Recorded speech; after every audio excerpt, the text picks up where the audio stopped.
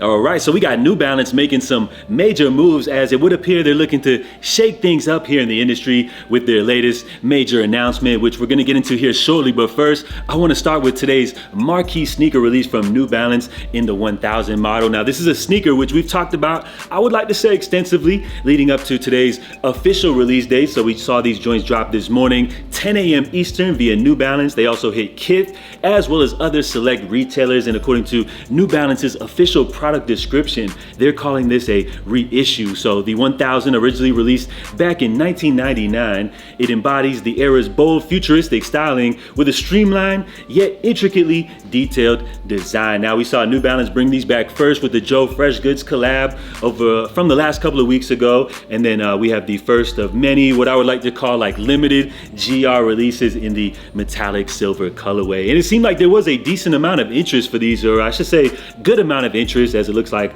all of the bigger, larger men's sizes have already sold out on the majority of websites. So it looks like they had a hit on their hands right here. Now, are these good enough to potentially be like one of the New Balance big three? I feel like only time will tell, and we'll have to wait and see as they continue to push out more colorways of the New Balance 1000. But let me know down below, guys, if any of you were able to successfully grab a pair of these. Now, when I refer to the New Balance Big Three, I'm referring to the top 3 New Balance models where, let's say if you walk into your local mall, you're probably gonna see people rocking at least one of these pairs. And I'm talking people that in the past you would catch them rocking like a pair of Jordan Retros, the latest Nike release, or even a pair of Yeezys. So as far as the New Balance Big Three, we most definitely gotta go with the 1906R. We gotta throw the 2002R in there as well. And I would say probably New Balance's biggest surprise hit over the last year or so, especially with the ladies, the New Balance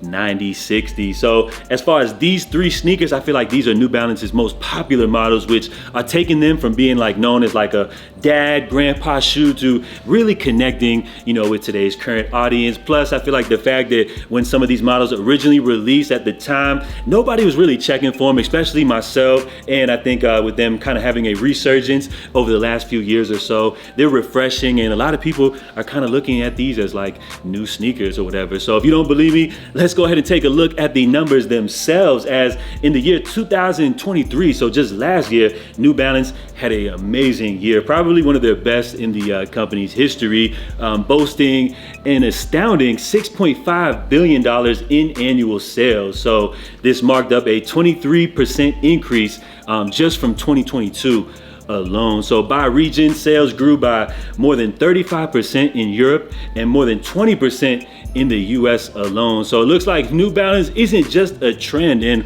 with these numbers, the way that they're kind of moving up here in the ranks, I would say they're looking to most definitely give Nike, as well as the second leader, Adidas, a little run for their money, if I would say so myself. Now, according to their CEO, as we move forward, we will continue to stay true to who we are as we connect sport and culture and drive our product innovation and brand investments. We will continue to build best-in-class global operations and leverage our independent and entrepreneurial spirits towards another strong year. So it looks like New Balance isn't slowing down anytime soon, as today they've just made their announcement that they've signed future NFL prospect Marvin Williams Jr. Now, people are already saying that this dude right here has a potential future Hall of Fame potential written all over him, and it looks like he will be rocking a fresh pair of New Balance cleats on the football field this year. So it looks like for the very first time, New Balance will be producing a pair of football cleats, as it looks like they now look to venture into the world of football. Now, we know they've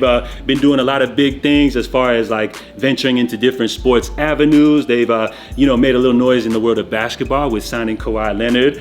He's been putting out a couple different models here and there, which I would say haven't been too big of hits, but they're still making a little bit of noise in basketball, and looks like now they're looking to expand into the world of football as well. So I think New Balance, while at one point they were really known for like their running models, people would kind of joke on them as being like old people's shoes and stuff like that, but it looks like that narrative is most definitely starting to change. And while we know like the DMV has been putting New Balance on the map for years, it seems like they've kind of gravitated towards like a more trendier audience nowadays. And rather than being known for like their running shoes, I think they're more almost known nowadays for like their lifestyle models, and on top of that as being some of the most comfortable and stylish models. So they've always had like their budget friendly models in the 574, as well as the New Balance 530. We know they're looking to reintroduce the 730 back to the market, which I would assume is more of like a budget friendly, but still in kind of like that runner premium category as well. So I like what New Balance is doing. They're bringing back a lot of classics. They're also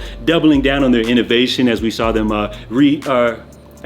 debut the Warped Runner, I want to say last year or so. And so they're doing some cool things, bringing back some old models as well as some bringing new models to the table. They're also investing into various sports industries and different entrepreneurial endeavors as well. So I like what New Balance is doing. As far as my favorite model, I've told you guys, time after time, I'm digging the 860 V2. Just, based off the fact you don't see it too much. New Balance has been putting out a few different solid releases of that colorway here and there, but it's not a pair which you could just like walk into, like, let's say your local Foot Locker and grab. Well, that space is kind of more dominated, I would say, by like the 1906, the 2002R, and the 9060. Of course, the big three, which I was referring to lately. So let me know if you guys are rocking with New Balance. Have you always been down, or have you kind of jumped on the bandwagon as of lately? It's all good, man. You guys rock what you like, and I'm not judging anybody like that. No gatekeeping over here, of course, like that. So let me know if you guys are rocking with New Balance, and comment some of your favorite models down below, or let's say some of your most recent pickups. So just wanted to give you guys a little update on New Balance, because I feel like they're most definitely winning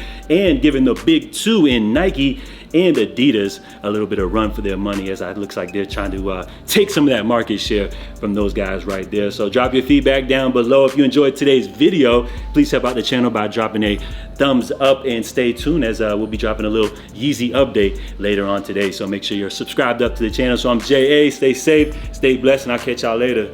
Love.